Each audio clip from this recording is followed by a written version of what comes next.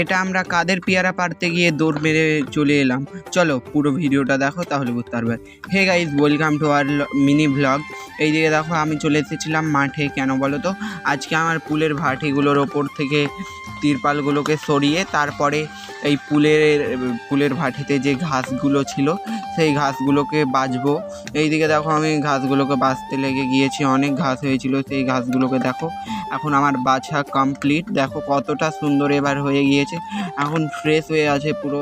আর এইদিকে দেখো আমি ঘাস বাছা কমপ্লিট হয়ে এত ঘেমে গিয়েছিলাম কি বলবো, আর এত রোদ্দুর এত গরম কি বলবো তোমাদেরকে। তারপরে এই তো পেয়ারা পাড়তে চলে এসেছিলাম আমি আর আমার একটা ভাতিজা মিলে। এইদিকে পেয়ারা খাবো সেই জন্য দেখো এইদিকে আমি পেয়ারাগুলোকে পাড়তে লেগে গিয়েছি। আর এইদিকে দেখো ওই যাদের পেয়ারা গাছ তারা আমাকে তার ছিল, সেই জন্য আমি এইদিকে দৌড় মেরে চলে গেলাম।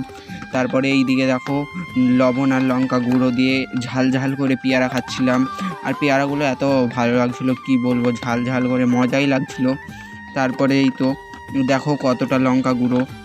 আর তোমরা আমার ড্রাগন গাছের ভিডিওতে অনেক সাপোর্ট করছো, আর ব্লগ ভিডিওতে এখন আর কেন সাপোর্ট করো না গাইজ? আমাকে সাপোর্ট করো। আর আজ এই পর্যন্তই, নতুন মিনি ব্লগে